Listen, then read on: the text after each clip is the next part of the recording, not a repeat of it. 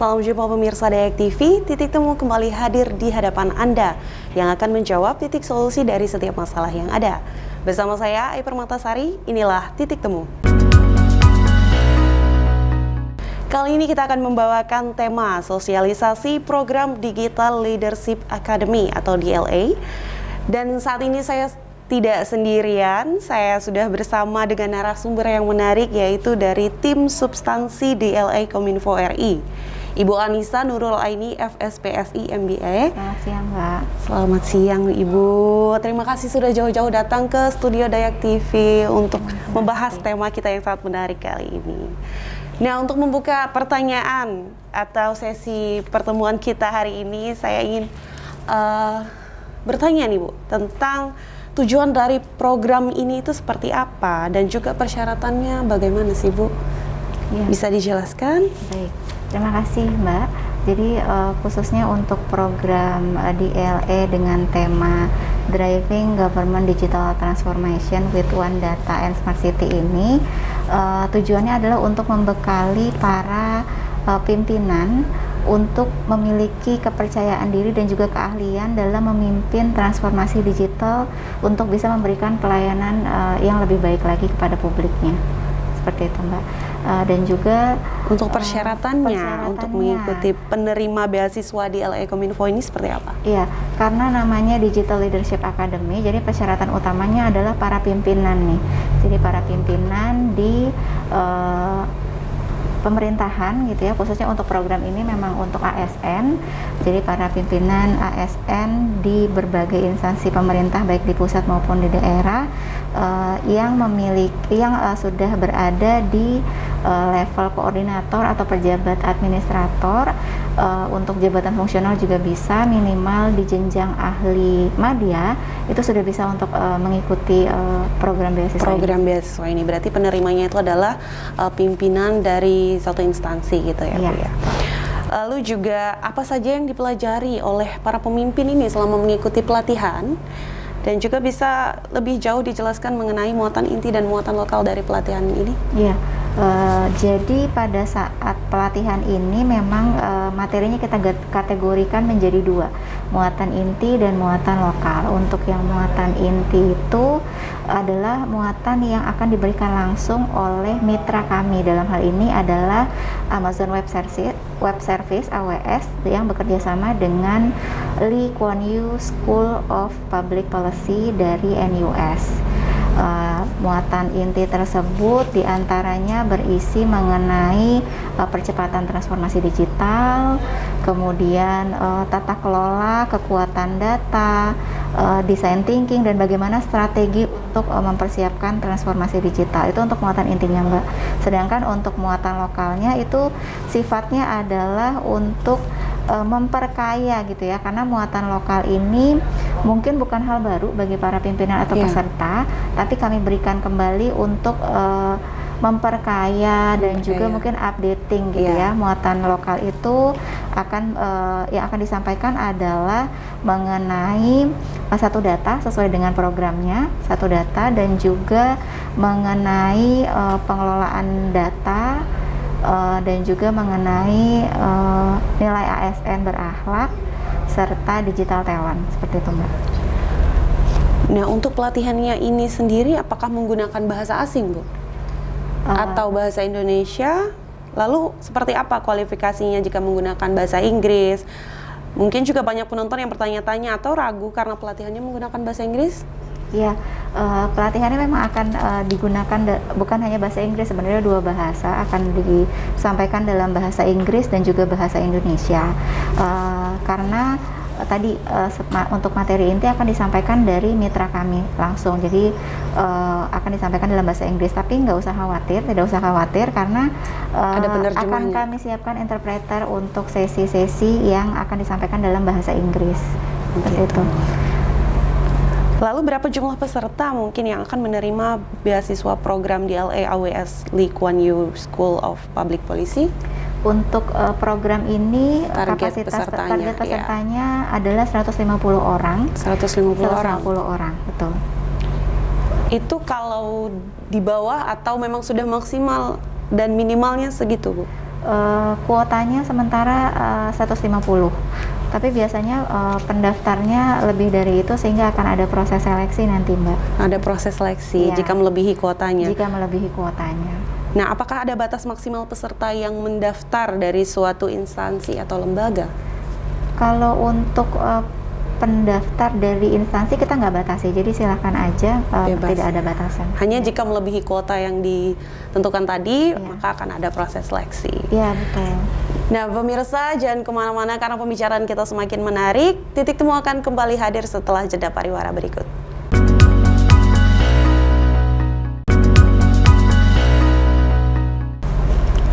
Pemirsa, terima kasih masih bersama kami di Titik Temu. Saya masih bersama dengan narasumber kita dan membahas juga kembali mengingatkan tentang tema kita yaitu sosialisasi program Digital Leadership Academy atau DLA.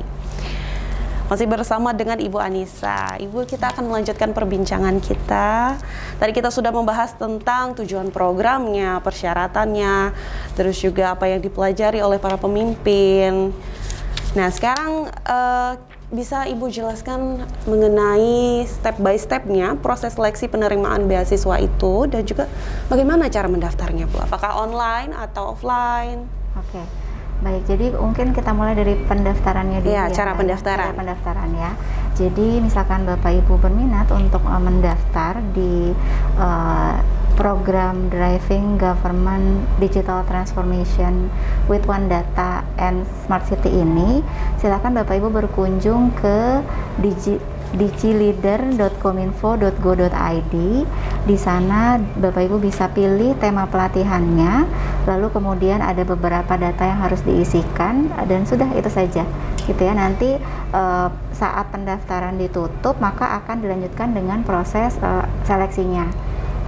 Karena biasanya tadi seperti saya sampaikan mungkin terkadang pendaftarnya melebihi dari kuota sehingga akan ada seleksi dan memang sudah prosesnya adalah ada diseleksi terlebih dahulu. Jadi untuk seleksinya ini nanti kurang lebih dilalui pertama seleksi administratif di mana kita akan mengecek lagi dokumen-dokumen pendukung yang disampaikan, berkas-berkas yang disampaikan peserta melalui website pendaftaran dengan persyaratan peserta. Itu tahap pertama. Lalu setelah itu akan kita lanjutkan dengan seleksi substansi, di mana pada saat pendaftaran peserta akan mengumpulkan esai atau statement of purpose. Nah, itu akan kita seleksi di tahap seleksi yang kedua ya. Substansi, betul, yang kedua. Baru nanti setelah itu akan kita umumkan kira-kira siapa yang yang sudah ditetapkan menjadi peserta pelatihan ini. Seperti itu, Mbak. Boleh diulangi sekali lagi, Bu, untuk websitenya supaya mungkin lebih jelas. Ada yang lupa mencatat mungkin tadi? Iya, websitenya di digileader.kominfo.go.id. Di situ nanti akan ada beberapa tema pelatihan, tapi untuk yang sudah buka saat ini baru satu tema saja, Mbak, tadi yang bekerja sama dengan mitra Amazon Web Service atau AWS dan dengan Lee Kuan Yew School of Public Policy dari MUS. Oke. Nah, apa proses pembelajaran ini dilakukan secara online atau offline? Kemudian juga apa sih yang menarik dari program ini, Bu, yang diselenggarakan oleh Kominfo jika nantinya peserta itu diterima menjadi penerima beasiswa?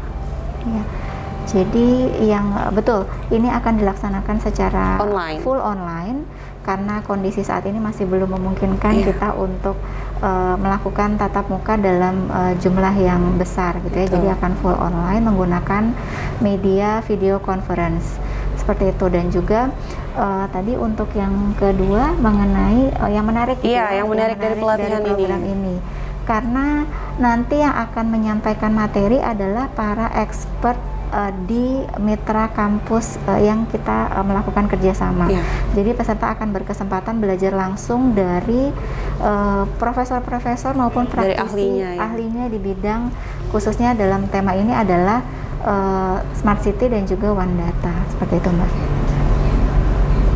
Lalu jika sudah diterima secara resmi menjadi peserta, bagaimana proses belajarnya itu, Bu? Apakah jadwalnya ini akan menyulitkan bagi para peserta? Apakah mereka harus cuti dari pekerjaannya hanya untuk mengikuti program? Sebenarnya kita sudah menyusun jadwal sedemikian rupa, Mbak, karena memang yang akan menjadi peserta di sini kan para pimpinannya, yang pasti kita tahu memiliki kesibukan yang cukup tinggi gitu ya, sehingga sudah kami susun jadwal agar pelatihan ini durasinya kan 1 bulan, tapi untuk dalam seminggu itu kurang lebih hanya 2-3 pertemuan, dan itu pun tidak sampai maksimal setengah hari untuk sesi asinkronusnya atau live-nya gitu ya. Selebihnya mungkin pembelajaran mandiri dan lain sebagainya. Berarti dalam seminggu mungkin 2-3 kali, dan hanya memakan waktu sekitar setengah hari. Tadi kalau pembelajarannya saat ini dilakukan secara online, berarti kedepannya mungkin akan diupayakan untuk offline ya Bu ya, kira-kira? Harapannya seperti itu, tapi sementara dengan kondisi yang ada, kita masih lakukan secara online dulu gitu ya, sambil kita lihat situasinya, perkembangannya seperti apa. Bagaimana. Nah, untuk berarti persyaratan-persyaratan tadi bisa dilihat di website tadi, digileader.kominfo.go.id. Tuh. Pemirsa, kembali lagi saya ingatkan untuk menyaksikan tayangan Titik Temu dapat diunduh aplikasi Dayak TV di Play Store, atau juga bisa dicek di kanal YouTube Dayak TV Official. Pemirsa, jangan kemana-mana, tetap di Titik Temu.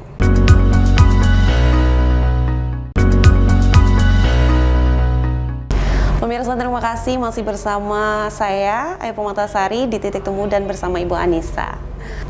Nah Ibu, tadi ada beberapa pernyataan yang menarik. Di situ Ibu mengatakan bahwa ada tema kan di dalam websitenya. Nah, tapi baru ada 1 tema. Apakah mungkin nanti ada beberapa tema lagi yang akan diselenggarakan di tahun ini?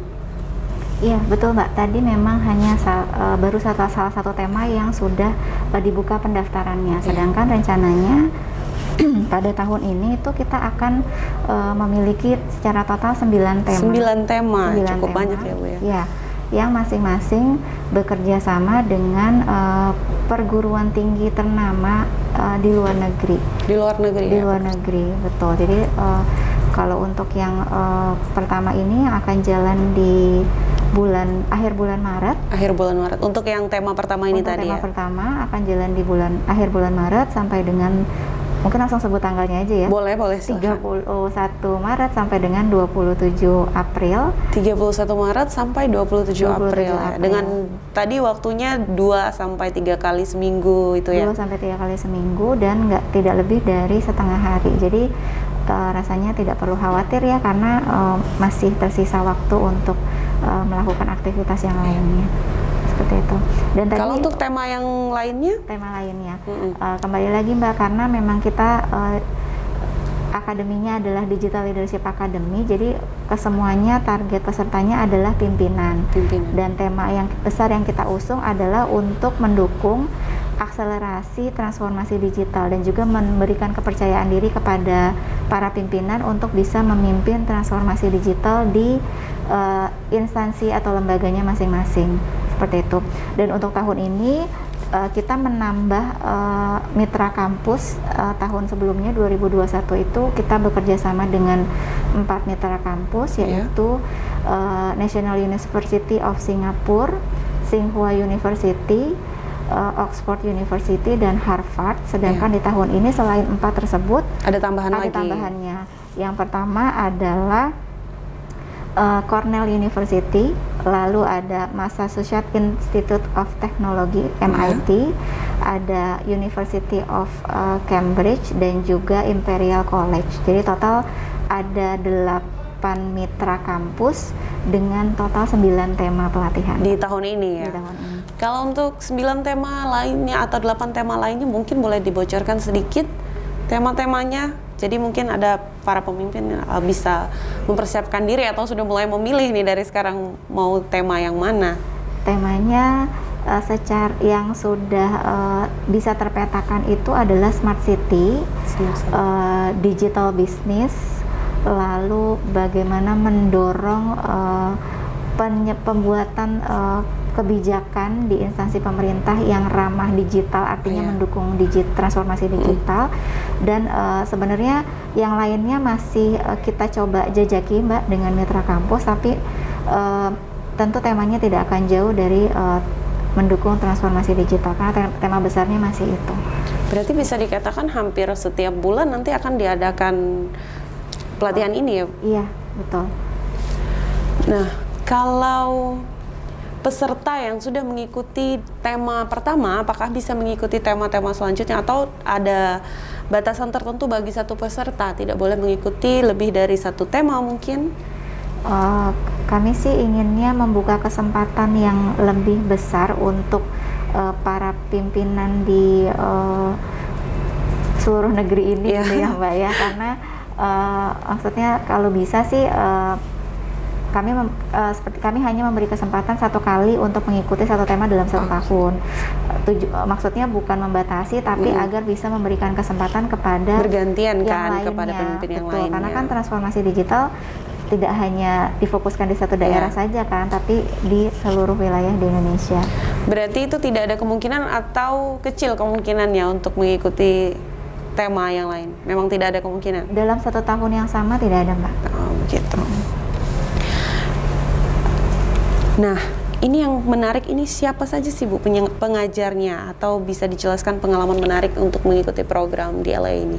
Iya, mungkin bisa dikatakan salah satu pengalaman menarik yang akan dirasakan oleh peserta nantinya adalah merasakan pembelajaran langsung dari para expert, para ahli ahli dari masing-masing universitas ternama ya, tadi kalau kita dengarkan ya, masing-masing universitas ternama yang akan menyampaikan, baik itu profesornya maupun praktisi yang memang sesuai dengan bidangnya. Itu yang pertama. Lalu kemudian kelas ini juga akan menjadi kelas heterogen karena akan terdiri dari berbagai latar belakang yang beragam, sehingga itu bisa menjadi salah satu unsur yang menarik juga ya, karena bisa saling berkolaborasi dan membangun jaringan seperti itu. Bisa disebutkan mungkin satu pengajarnya di tahun lalu ini sudah diadakan kan tentunya? Iya, betul. Nah, pengajarnya salah satunya siapa, Bu? Pengajarnya kalau menyebutkan nama mungkin saya tidak bisa menyebutkan dengan lengkap ya, Mbak ya, tapi dari universitas yang mana, dari yang disebutkan tadi mungkin? Dari NUS itu mereka ada salah satu profesor yang berbicara, tapi saya lupa namanya. Itu ada beberapa pembicara kan tentunya, Bu ya. Biasanya ada beberapa, ada 1, 2 atau berapa gitu pembicaranya, Bu? Atau tergantung topik yang dibahas? Tergantung topik yang dibahas. Narasumbernya selalu berbeda-beda gitu ya. Nah, untuk pelatihan itu berapa poin utama yang dibahas, Bu? Kira-kira? Karena materi antara satu tema dengan tema lain mungkin strukturnya akan berbeda ya, Mbak ya. Jadi kalau ditanya berapa, mungkin kalau kita bicara tentang tema yang sekarang, kalau kita bicara tema yang sekarang aja ya, itu materinya tadi untuk muatan intinya akan ada 8 materi inti. 8 materi inti dan 4 materi muatan lokal. 4 materi muatan lokal yang sudah dijelaskan sebelumnya tadi. Mengenai pembicara tadi boleh ditambahkan? Boleh, silahkan. Jadi itu kita bicara yang untuk muatan inti tadi dari expert di luar gitu ya, expert dari universitas ternama, jadi seperti merasakan belajar langsung dari universitas ternama tersebut. Betul. Sedangkan untuk muatan lokal itu juga akan disampaikan oleh para expert dari pimpinan lembaga yang berkaitan. Seperti misalkan mungkin mengenai satu data, mungkin kita akan rencananya dalam proses kita sedang meminta kesediaan Kepala Bappenas untuk bisa menyampaikan hal tersebut secara langsung kepada peserta. Nah, untuk peserta yang sudah menyelesaikan pelatihan ini, apakah ada tugas atau asesmen dari pelatihan DLA? Iya. Setelah selesai pelatihan. Karena kita ingin memastikan bahwa tujuan pelatihan ini tercapai, yaitu mempercepat, mengakselerasi transformasi digital di berbagai sektor, khususnya maka nanti selain diskusi-diskusi selama proses pelatihan, di akhir pelatihan peserta akan diminta untuk membuat proyek akhir. Untuk pelatihan dengan tema Driving Digital Transformation ini, maka outputnya itu adalah peserta akan diminta untuk menyusun rencana aksi, Mbak. Rencana aksi bagaimana mereka akan mengimplementasikan hasil dari pelatihan ini, satu data dan smart city ini sesuai dengan kapasitas yang mereka miliki sebagai pimpinan. Berarti itu dilakukan di tempat instansinya masing-masing tentunya. Iya. Labnya adalah instansinya masing-masing. Iya. Nah, ini tadi ada juga dinyatakan bahwa sebagai penerima beasiswa. Maksudnya dari penerima beasiswa ini seperti apa, Bu?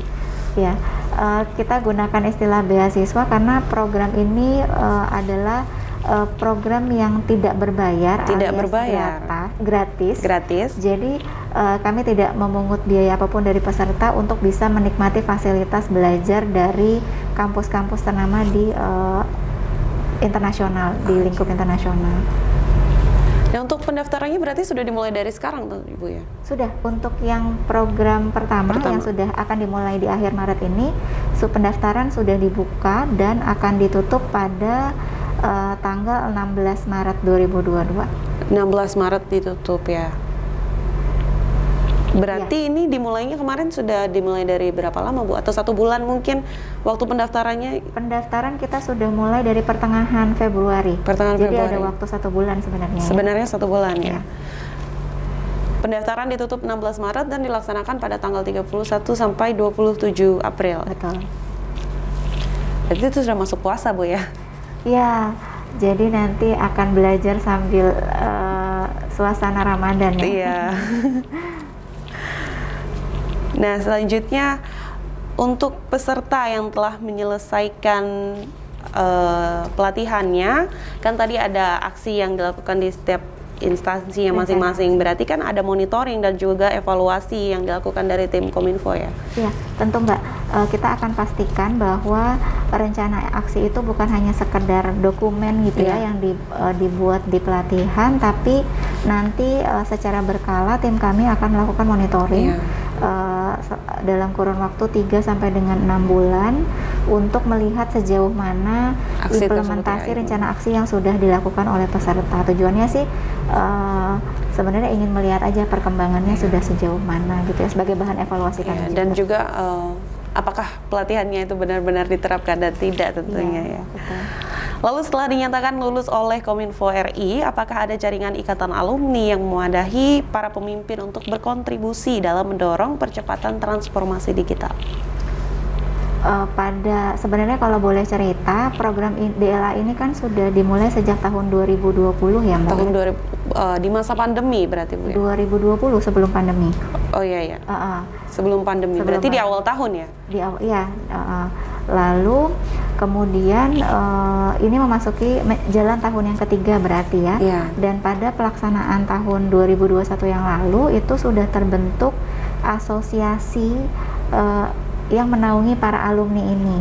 Namanya itu APDI, Asosiasi Pemimpin Digital Indonesia. Nah, jadi nanti alumni atau peserta yang sudah lulus dari pelatihan ini juga bisa bergabung ke asosiasi tersebut. Tujuannya sih sebagai mitra kami ya, untuk tadi mendukung percepatan transformasi digital dan lain sebagainya. Apakah ada kendala nih Bu di masa pandemi dengan berlangsungnya kegiatan ini? Apakah tidak ada kendala sama sekali atau malah berjalan semakin baik karena dilakukan secara online? Ya. Mungkin ada kelebihan dan kekurangannya. Iya, tentunya pasti ada ya, dampaknya pasti. Iya, secara mungkin kita perbesar kelebihannya dulu ya. Iya, kelebihannya betul. Tentunya ini akan lebih efektif gitu karena memudahkan peserta untuk tetap bisa menjalankan tugasnya gitu ya, sebagai tugas hariannya sebagai pemimpin, tapi juga bisa mengikuti program ini, meningkatkan kompetensi dirinya gitu ya dari universitas internasional tanpa harus berangkat ke lokasinya gitu ya. Itu mungkin kita kelebihannya sebagai kelebihannya. Sedangkan mungkin untuk kekurangannya gitu ya, kalau boleh dibilang kekurangannya mungkin karena ini kan pelatihan yang bermitra dengan universitas internasional. Pengajarnya pun dari mitra kampus internasional, sehingga beberapa tema itu waktunya menyesuaikan ketersediaan pembicara dari kampus tersebut yang mungkin ada jeda waktu yang cukup panjang dengan kita, sehingga mungkin jam-jamnya kadang melebihi jam kerja kita gitu ya. Jadi mungkin sesinya adanya di malam hari, di sore hari, seperti itu Mbak. Mungkin itu salah satu yang bisa kita katakan sebagai ininya ya, tantangannya untuk bisa belajar gitu. Nah, berarti kan kalau ini sudah kegiatan dilakukan di masa sebelum pandemi. Nah, itu bagaimana perencanaannya sebelumnya, Bu? Dilakukan secara online juga kah atau tetap offline? Perencanaannya kami lakukan secara online juga Mbak. Online, jadi memang dari awal ditujukan online. Kita penjajakan dengan mitranya pun secara online, walaupun sebenarnya harapan kami sih bisa dilaksanakan secara offline ya, agar bisa langsung merasakan situasi belajar dari mitra kampus internasional, tapi selama belum memungkinkan tentu kita akan mengikuti kebijakan pemerintah tersebut. Nah, menurut Ibu sendiri bagaimana atau mengapa kepemimpinan digital sangat dibutuhkan pada era saat ini? Apalagi di Indonesia ya tentunya, untuk transformasi digital ini gimana, Bu? Iya, karena mungkin bisa kita katakan transformasi digital itu sudah keniscayaan gitu ya. Digitalisasi sudah terjadi di berbagai aspek kehidupan kita gitu, sehingga di sini pemimpin menjadi kunci untuk bisa menjalankan tugas perannya sebagai pemimpin digital untuk bisa memberikan pelayanan yang lebih baik lagi sesuai dengan kebutuhan dari masyarakat, ya, kebutuhan dari publiknya. Iya. Nah, harapan dari program DLA Kominfo RI ini untuk Indonesia bagaimana, Bu? Ya, kita tentunya mengharapkan bisa memberikan sumbangsi gitu ya untuk untuk proses digitalisasi agar lebih merata lagi di seluruh Indonesia gitu ya, dengan meningkatkan kapasitas para pimpinan-pimpinan di seluruh negeri ini untuk bisa mendapatkan wawasan pengetahuan perkembangan teknologi digital dari berbagai sumber yang kita bisa percaya gitu ya kualitasnya, seperti itu. Karena itu yang memang saat ini Indonesia juga sangat butuhkan ya, Bu. Apalagi kalau untuk di daerah-daerah kan agak sulit ya. Nah, pertanyaan tadi sekaligus menutup perjumpaan kita, tapi mungkin boleh kembali mengingatkan lagi kepada pemirsa bagaimana peserta dapat mendaftar. Mungkin websitenya boleh diulang lagi, Bu? Ya, untuk websitenya Bapak Ibu silahkan kunjungi www.digileader.kominfo.go.id. Di sana akan ada pilihan beberapa tema. Yang saat ini sudah aktif adalah Driving Government Digital Transformation with One Data and Smart City. Silahkan klik daftar di sana. Langsung klik daftar dan persyaratannya akan muncul semua di situ. Persyaratan tersedia di website. Persyaratannya tersedia di website. Berarti hanya untuk link daftarnya saja. Ya. Pemirsa, terima kasih sudah menyaksikan Titik Temu bersama saya, Ai Permatasari, dan terima kasih juga kepada Ibu Anissa Nurul Aini, FSPSI MBA, tim substansi DLA Kominfo RI. Sama-sama Mbak, terima kasih. Terima kasih. Saya Ai Permatasari, terima kasih dan sampai jumpa.